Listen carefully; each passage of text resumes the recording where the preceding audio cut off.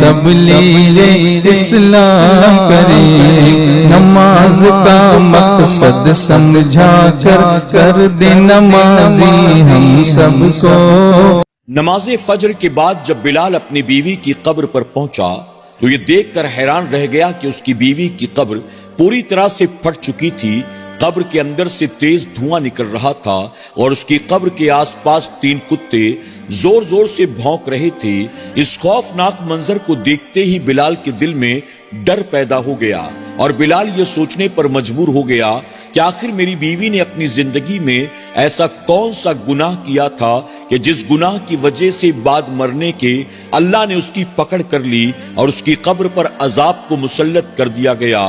حالانکہ میری بیوی تو حافظ قرآن تھی، وہ تو بچیوں کو قرآن پڑھایا کرتی تھی، قرآن حفظ کرایا کرتی تھی۔ میری بیوی پردے کی پابند تھی، صوم و صلات کی پابند تھی، پھر آخر مرنے کے بعد اس کے ساتھ ایسا کیوں کر ہوا؟ میری بیوی نے بھلا ایسا کون سا گناہ کیا تھا جس گناہ کے بارے میں میں بھی نہیں جانتا؟ اللہ اکبر۔ ناظرین اکرام، کیا ہے یہ پورا واقعہ؟ ایک عورت جو کہ خود حافظ قرآن تھی، جو بچیوں کو قرآن پڑھایا کرتی تھی، صوم و صلات کی پابند تھی، با حیا تھی، با پردہ تھی، با غیرت تھی، بلکہ اللہ کی راہ میں دونوں ہاتھ سے مال لٹایا کرتی تھی، اس کے بعد مرنے کے اس کی قبر پر عذاب کیوں کر مسلط کر دیا گیا؟ آئیے جانتے ہیں۔ یہ کہانی ہے بلال صاحب کی۔ بلال صاحب کہتے ہیں کہ میں اپنے ماں باپ کی اکلوتی اولاد تھا۔ اللہ تبارک و تعالیٰ نے میرے والدین کو عزت کے ساتھ مال و دولت بھی عطا کیا تھا۔ میرے گھر میں میرے والدین، میں اور میری ایک پھوپھی رہتی تھی۔ پھوپھی نے کسی وجہ سے شادی نہیں کی اور یہی وجہ ہے کہ پوری زندگی وہ ہمارے ساتھ ہی رہی۔ جب میں 10th کلاس میں پڑھ رہا تھا، میری عمر تقریباً 15 یا 16 سال کی رہی ہوگی، ایک سڑک حادثے میں میرے والدین کا انتقال ہو گیا۔ والدین کے انتقال کے بعد میری تمام ذمہ داریاں میری پھوپھی کے کاندھوں پر آ گئیں اور میری پھوپھی نے بہت اچھی طرح سے مجھے پروان چڑھایا۔ والدین کی کبھی بھی کمی محسوس نہیں ہونے دی۔ میری پوری تعلیم کو میری پھوپھی نے مکمل کرایا، یہاں تک کہ میری پھوپھی نے مجھے پڑھا لکھا کر ایک قابل انسان بنا دیا۔ جب میں اپنے پاؤں پر کھڑا ہو گیا، ایک کمپنی میں جاب کرنے لگا، تو میری پھوپھی نے ایک دن مجھ سے کہا کہ بیٹا، اب میں بوڑھی ہو گئی ہوں، کمزور ہو گئی ہوں، زندگی کا کیا بھروسہ، پتہ نہیں کب مجھے دنیا سے جانا پڑے، تم جوان ہو گئے ہو، اب تو تم اپنے پاؤں پر کھڑے ہو گئے ہو، 4 پیسے کمانے لگ گئے ہو، بیٹا بہتر ہے کہ تم میری موجودگی میں نکاح کر لو۔ جب میری پھوپھی نے مجھ سے کہا کہ تم شادی کر لو، میں نے پھوپھی کو صاف صاف منع کر دیا، لیکن میری پھوپھی میری کوئی بات ماننے کو تیار نہیں تھی۔ انہوں نے صبح شام ایک ہی رٹ لگا دی تھی، نکاح کر لو، نکاح کر لو، نکاح کر لو۔ چند دنوں کے بعد میری پھوپھی کو پتا چلا ہمارے محلے میں ایک لڑکی ہے جس کے والدین کا انتقال ہو چکا ہے، اس کی ایک چھوٹی بہن، اس کا ایک چھوٹا بھائی بھی، یعنی 3 لوگ ہیں جو ایک گھر میں رہتے ہیں اور والدین کا انتقال ہو چکا ہے۔ اور وہ بڑی لڑکی جو ہے حافظ قرآن ہے، محلے کی بچیوں کو قرآن پڑھایا کرتی ہے، قرآن حفظ کرایا کرتی ہے۔ جب میری پھوپھی کو اس لڑکی کے بارے میں معلوم ہوا، میری پھوپھی نے جا کر اس سے ملاقات کی، 2-3 مرتبہ میری پھوپھی نے جا کر اس سے بات کی، یہاں تک کہ میری پھوپھی کو وہ لڑکی بہت پسند آئی۔ میری پھوپھی نے آ کر مجھ سے اس لڑکی کے تعلق سے بات کی۔ میں نے کہا کہ اگر واقعی وہ حافظ قرآن ہے، بچیوں کو قرآن پڑھاتی ہے، تو اس سے بہتر ہمارے لیے اور کون ہو سکتا ہے، میں اس رشتے کے لیے تیار ہوں۔ میری پھوپھی نے جا کر اس لڑکی سے رشتے کے تعلق سے بات کی۔ لڑکی نے کہا کہ ٹھیک ہے، میں نکاح کرنے کو تیار ہوں، لیکن میری ایک شرط ہے۔ پھوپھی نے کہا کہ کون سی شرط؟ اس پر وہ کہنے لگی میرے چھوٹے بھائی بہن جو ہیں، نکاح کے بعد بھی ان کی ذمہ داری میرے اوپر ہی ہوگی۔ جب تک ان کی شادیاں نہیں ہو جاتی، ان کے گھر نہیں بس جاتے، تب تک مجھے ان کی مدد کرتے رہنا ہوگا۔ میری پھوپھی نے مجھ سے آ کر اس کے تعلق سے بات کی۔ میں نے کہا پھوپھی یہ تو بہت اچھی بات ہے، اس میں بھلا کون سی برائی ہے، ہمیں ان کی یہ شرط منظور ہے۔ آخرکار ہم دونوں کا نکاح ہو گیا۔ نکاح کے بعد جب پہلی رات میں اپنے کمرے میں داخل ہوا، میں نے اپنی بیوی کے چہرے کو پہلی مرتبہ دیکھا تو مجھے یوں محسوس ہوتا تھا کہ جیسے زمین پر اس جیسی خوبصورت عورت تو ہو ہی نہیں سکتی۔ اللہ تبارک و تعالیٰ نے میرے کمرے میں رات کے اندھیرے میں جنت کی کسی حور کو بھیج دیا ہے۔ اس کو دیکھنے کے بعد پہلی نظر میں اس کا عاشق ہو گیا۔ شادی کے بعد تو مانو ہمارے حالات ہی بدل گئے۔ اللہ تبارک و تعالیٰ نے ہمیں ہر طرح کی خوشیاں عطا کی، ہر طرح کی نعمتیں عطا کی، بس ایک نعمت تھی جس سے ہم محروم تھے۔ شادی کو تقریباً 6 سال کا عرصہ گزر چکا تھا، لیکن اب تک ہمارے گھر میں کوئی اولاد نہیں تھی۔ میری بیوی بھی اللہ کی بارگاہ میں رو رو کر دعائیں کرتی، میں بھی اللہ کی بارگاہ میں دعائیں کرتا۔ میری پھوپھی رات رات بھر مصلے پر بیٹھی اولاد کی خاطر دعائیں کرتی رہی۔ وقت گزرتا رہا۔ 8 سال کے عرصے کے بعد آخرکار وہ انتظار کی گھڑیاں ختم ہوئی۔ میری بیوی نے مجھے آ کر خوشخبری سنائی کہ وہ حمل سے ہے، یعنی وہ ماں بننے والی ہے۔ میں نے جیسے ہی سنا میری خوشی کا ٹھکانہ نہ رہا۔ میں نے فوراً اپنے رب کا شکر ادا کیا۔ میری پھوپھی نے بھی اپنی پیشانی کو سجدے میں رکھ دیا اور اللہ کی بارگاہ میں دعائیں کرتی رہی۔ ہم انتظار کرتے رہے۔ وقت گزرتا رہا۔ میری بیوی بچیوں کو قرآن کی تعلیم بھی دیتی رہی، میری بھی خدمت کرتی، پھوپھی کی بھی خدمت کرتی، گھر کے کام کاج بھی کرتی۔ آخرکار وہ دن بھی آ گیا جب میرے گھر میں ایک بیٹے کی ولادت ہوئی۔ بیٹے کے چہرے کو میں نے دیکھا، میری خوشی کا ٹھکانہ نہ رہا۔ اللہ تبارک و تعالیٰ نے مجھے چاند جیسا بیٹا عطا فرمایا تھا۔ میری بیوی جتنی خوبصورت تھی، میرا بیٹا بھی اتنا ہی خوبصورت تھا۔ میں نے اللہ کا شکر ادا کیا کہ مولا، چونکہ میری بیوی حافظ قرآن ہے، بچیوں کو قرآن کی تعلیم دیتی ہے، با حیا ہے، با پردہ ہے، با غیرت ہے، اسی وجہ سے تو نے مجھے ایسی خوبصورت اولاد عطا کی ہے۔ میں اللہ کا شکر ادا کرتا رہا۔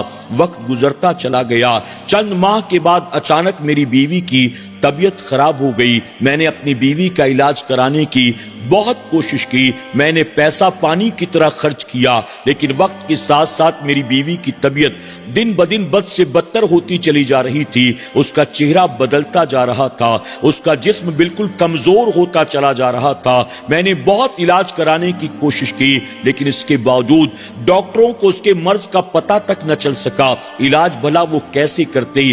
آخرکار نہ چاہتے ہوئے بھی ایک دن میری بیوی کا انتقال ہو گیا۔ میری بیوی کے انتقال کے بعد مجھے کچھ بھی سمجھ میں نہیں آ رہا تھا، میں آخر کروں تو کیا کروں، جاؤں تو کہاں جاؤں۔ میری آنکھوں کے سامنے اندھیرا سا چھا گیا تھا۔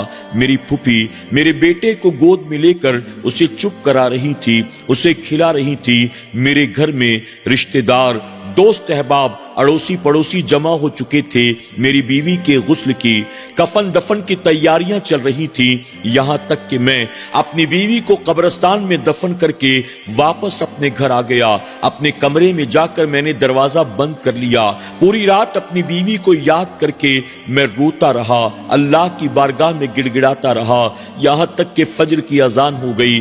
میں نے کمرے کے دروازے کو کھولا، نماز فجر مسجد میں جا کر میں نے ادا کی اور اس کے بعد فاتحہ پڑھنے کے ارادے سے میں قبرستان کی طرف چل پڑا۔ جب میں اپنی بیوی کی قبر پر پہنچا تو وہاں کے ہولناک منظر کو دیکھ کر مانو میری روح کانپ گئی ہو۔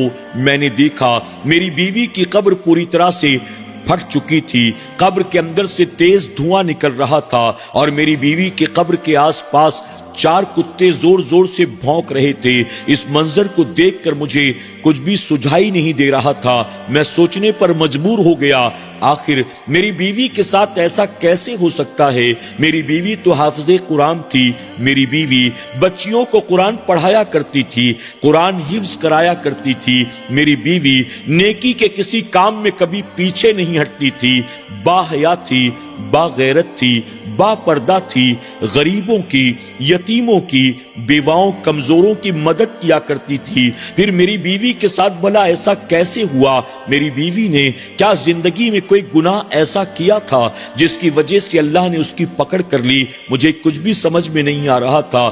میں نے قبر درست کرنے والوں کو بلایا اور کہا میری بیوی کی قبر کو دوبارہ ٹھیک کر دو۔ انہوں نے وہاں کے حالات کو دیکھا، قبر کو درست کرنے سے صاف صاف منع کر دیا۔ میں نے ان کے بڑے ہاتھ پاؤں جوڑے، وہ نہیں مانے۔ آخرکار قبر کو درست کرنے کے جتنے پیسے ہوتے ہیں 3 گنا پیسے لینے کی شرط پر ایک آدمی تیار ہوا۔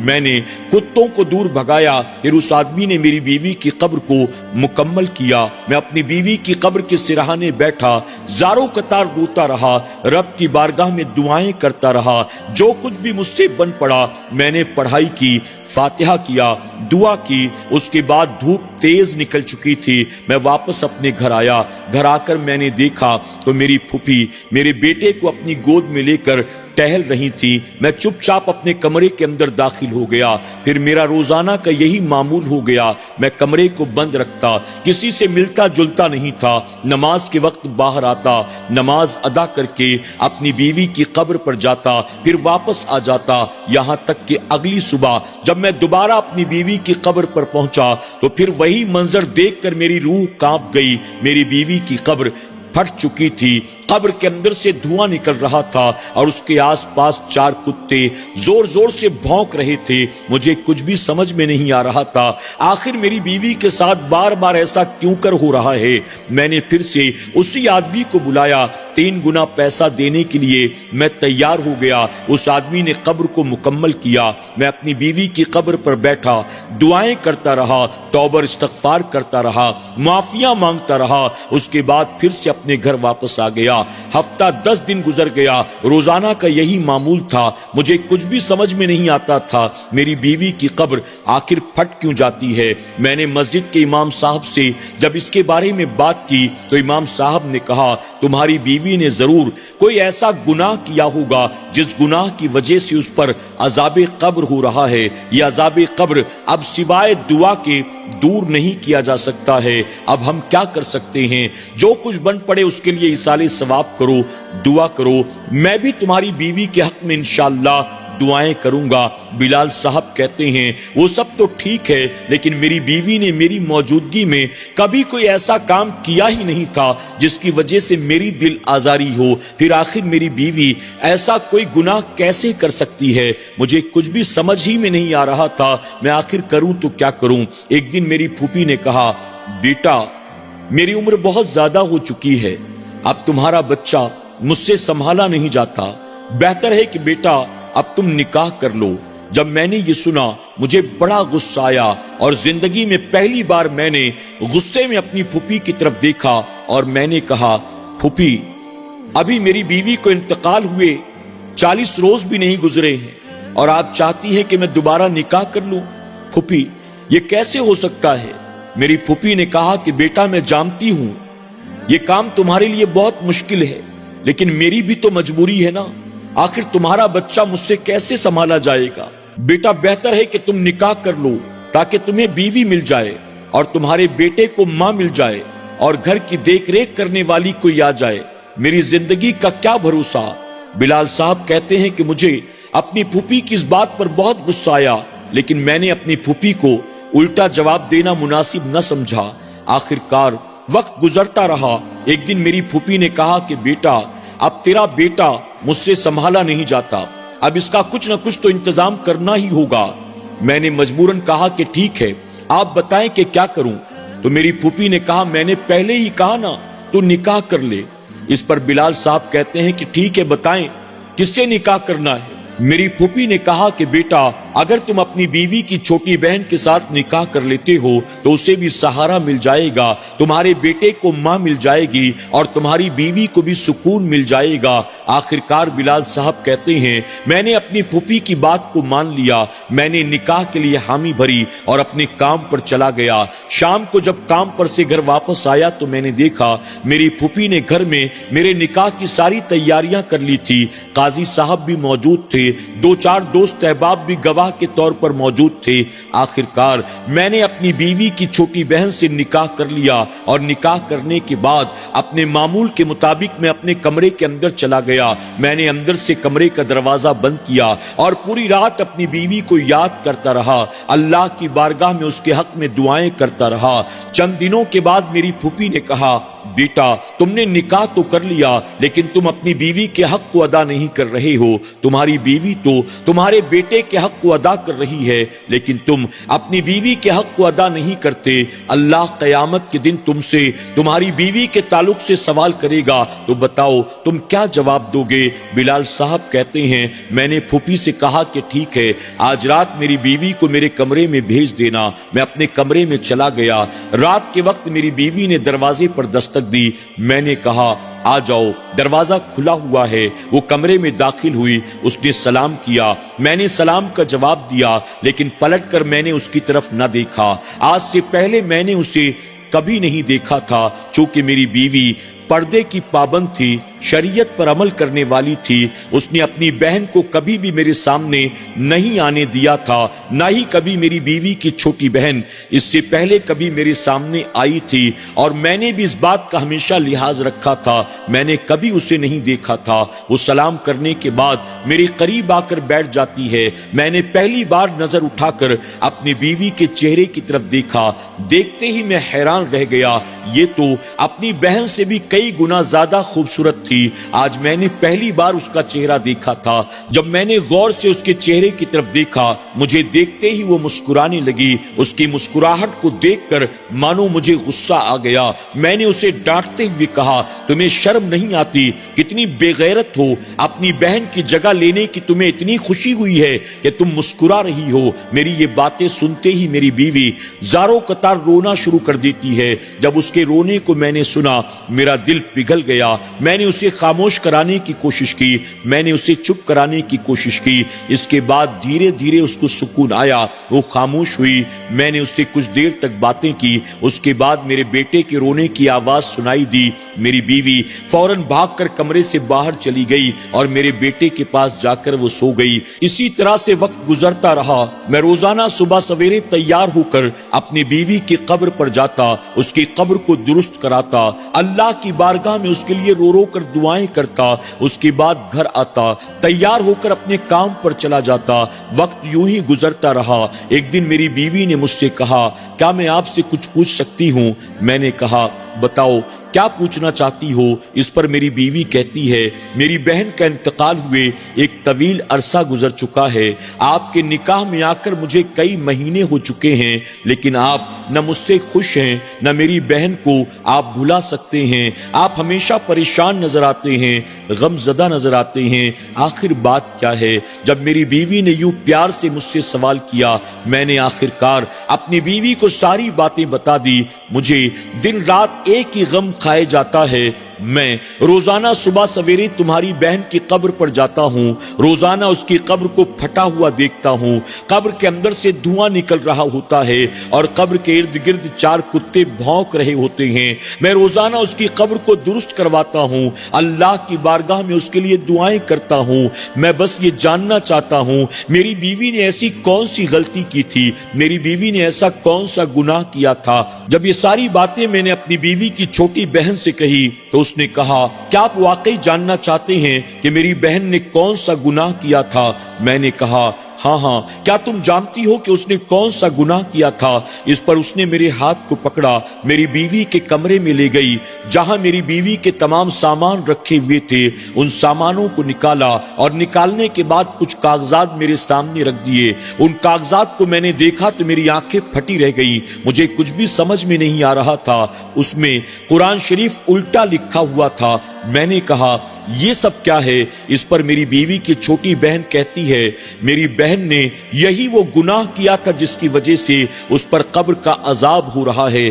میں نے کہا تم کیا کہنا چاہتی ہو؟ صاف صاف بتاؤ۔ اس پر میری بیوی کی چھوٹی بہن کہتی ہے دراصل میری بہن دنیا کی دولت کے چکر میں پڑ گئی تھی، میں نے اسے بار بار سمجھانے کی کوشش کی، روکنے کی کوشش کی، لیکن وہ باز آنے کو تیار نہیں تھی۔ ایک وقت کے بعد اس کے دل میں دنیا کے مال و دولت کی محبت ایسے پیدا ہو گئی کہ اس نے دنیاوی مفاد کی خاطر قرآن شریف کو الٹا لکھنا شروع کر دیا، اور یہی اس کا گناہ ہے جس کی وجہ سے قبر کے اندر اس پر عذاب ہوتا ہے۔ بلال صاحب نے کہا مجھے تمہاری بات سمجھ میں نہیں آتی، آخر اس نے قرآن الٹا کیوں لکھا؟ اس پر میری بیوی کی چھوٹی بہن کہتی ہے دراصل ایک مرتبہ ایسا ہوا کہ میرے بھائی کی طبیعت بہت زیادہ خراب ہو گئی اور ڈاکٹرز نے کہا اس کی کڈنی ٹرانسپلانٹ کرنا ہوگا، یعنی اس کی کڈنی کا علاج کرنا ہوگا، اگر علاج نہ کیا گیا تو اس کا بچ پانا بہت مشکل ہوگا اور اس کے علاج کی خاطر ہمیں 1.5 لاکھ روپیوں کی ضرورت تھی۔ میری بہن آس پڑوس کی بچیوں کو قرآن پڑھایا کرتی تھی، قرآن حفظ کرایا کرتی تھی، جس کے بدلے ہمیں تھوڑی بہت رقم مل جاتی تھی، ہم تینوں کا آسانی سے گزارا ہو جاتا تھا۔ ایسے میں بھائی کے علاج کی خاطر 1.5 لاکھ روپیوں کی ضرورت تھی، اب وہ پیسے کہاں سے آتے ہمیں کچھ بھی سمجھ میں نہیں آ رہا تھا۔ اور میری بہن چونکہ حافظ قرآن تھی، اکثر لوگ اس کے پاس دعا کرانے کے لیے آتے تھے، پانی پر دم کرانے کے لیے آتی تھی، چھوٹے چھوٹے بچوں کی حفاظت کی خاطر میری بہن کبھی کبھی قرآن کی آیات تعویذ کے طور پر لکھ کر دے دیا کرتی تھی۔ اسی طرح سے ایک مرتبہ ایک امیر آدمی ہمارے گھر آیا اور آ کر کہنے لگا کہ کسی لڑکی سے وہ محبت کرتا ہے، اس سے نکاح کرنا چاہتا ہے، لیکن وہ لڑکی اور اس کے گھر والے اس رشتے کے لیے تیار نہیں ہیں۔ اس نے میری بہن سے کہا اگر تم کوئی ایسی تعویذ لکھ کر دے دو کہ جس کی وجہ سے لڑکی اور اس کے گھر والے شادی کے لیے تیار ہو جائیں تو میں تمہیں اس کے عوض 2 لاکھ روپے دوں گا۔ میری بہن نے صاف انکار کر دیا، لیکن میرے بھائی کی طبیعت دن بدن خراب ہوتی چلی جا رہی تھی۔ جب میری بہن کو کچھ بھی سمجھ میں نہ آیا تو اس نے اپنے بھائی کے علاج کی خاطر آخرکار اس آدمی کے سودے کو منظور کر لیا اور اس نے 2 لاکھ روپے لیے اور 2 لاکھ روپے لے کر اسے تعویذ لکھ کر دے دی۔ وہ آدمی تعویذ لے کر گیا اور اس کا کام بن گیا۔ جب اس کا اس لڑکی کے ساتھ نکاح ہو گیا اس نے خوشی خوشی آ کر 50,000 روپے اور میری بہن کے حوالے کر دیے۔ اس طرح سے ہمیں 1.5 لاکھ روپے علاج کے لیے چاہیے تھے اور میری بہن کو اس تعویذ کے عوض 2.5 لاکھ روپے مل گئے تھے۔ پھر آہستہ آہستہ لوگ اپنے الٹے سیدھے کاموں کے لیے میری بہن کے پاس آنے لگے اور میری بہن بھی دنیا کے مال و دولت کی خاطر غربت سے تنگ آ کر اس طرح سے تعویذ بنا بنا کر لوگوں کو دیتی رہی، ان کے کام بنتے رہے۔ اور میں نے ایک مرتبہ دیکھا کہ میری بہن لوگوں کو جو تعویذ لکھ کر دیتی ہے اس میں وہ قرآن الٹا لکھتی ہے۔ جب میں نے دیکھا تو میں نے اپنی بہن کو بہت سمجھایا، میں نے کہا کہ توبہ کر لو، ہم فاقہ کشی برداشت کر لیں گے، ہم غربت برداشت کر لیں گے، لیکن مال و دولت کی خاطر اپنی آخرت کو تو برباد نہیں کر سکتے۔ اس پر میری بہن نے کہا کہ اللہ تبارک تعالی رحیم ہے، کریم ہے، رحمان ہے، ستار ہے، وہ جانتا ہے کہ ہم مجبور ہیں، غریب ہیں، لاچار ہیں، ہمارے پاس اس کے علاوہ کوئی اور راستہ نہیں ہے، اللہ ہمیں معاف فرما دے گا۔ میں اپنی بہن کو سمجھاتی رہی، میری بہن باز نہ آئی اور اسی طرح سے لوگوں کو الٹا قرآن لکھ لکھ کر دیتی رہی، مال و دولت جمع کرتی رہی، اور یہی وہ گناہ ہے جس کی وجہ سے اس کی قبر پر اللہ کا عذاب ہو رہا ہے۔ اللہ اکبر۔ بلال صاحب کہتے ہیں آج مجھے اس بات کا پتہ چلا میری بیوی پر آخر قبر کے اندر عذاب کیوں کر ہو رہا تھا۔ ناظرین اکرام، آپ نے دیکھا کہ ایک لڑکی جو کہ خود حافظ قرآن تھی، بچیوں کو قرآن پڑھایا کرتی تھی، قرآن حفظ کرایا کرتی تھی، نیکی کے کام میں پیش رہا کرتی تھی، اس نے دعا تعویذ کے چکر میں کس طرح سے اپنی آخرت کو تباہ و برباد کر لیا۔ اس نے صرف لوگوں کو فائدہ پہنچانے کا کام نہیں کیا بلکہ غلط کاموں میں بھی لوگوں کی مدد کی۔ آج ہمارے معاشرے میں نہ جانے کتنے ڈونگی پیر فقیر و بابا موجود ہیں جو دعا تعویذ کے چکر میں، اپنے ذاتی مفاد کے چکر میں لوگوں کی زندگیاں تباہ برباد کر دیتے ہیں، ہنستے کھیلتے گھر کو اجاڑ دیتے ہیں، میاں بیوی میں جدائی ڈال دیتے ہیں، بھائی بھائی میں جھگڑے کرا دیتے ہیں۔ آپ ذرا سوچیں کہ آخر ان کے ہاتھ سوائے دنیاوی مال و دولت کے اور کیا لگنا ہے۔ اللہ کے پیارے محبوب صلی اللہ علیہ وسلم نے اس لیے 1450 سال پہلے فرمایا تھا جو لوگ جادو ٹونا ٹوٹکا کراتے ہیں انہیں جنت تو کیا جنت کی خوشبو بھی میسر نہیں آئے گی۔ جو کرتے ہیں، جو کراتے ہیں اور جو ان کاموں میں شریک ہوتے ہیں وہ سب اپنے ہاتھوں اپنی آخرت کو تباہ و برباد کرتے ہیں۔ اللہ رب العزت کی بارگاہ میں دعا ہے کہ میرا کریم ہمیں اور آپ کو ایسے واقعات سے عبرت حاصل کرنے کی، جادو ٹونے ٹوٹکے سے اپنے آپ کو بچانے کی، اپنی دنیا کے ساتھ اپنی آخرت کو سنوارنے کی، اللہ اور اس کے رسول صلی اللہ علیہ وسلم کو راضی کرنے کی توفیق عطا فرمائے۔ آمین یا رب العالمین۔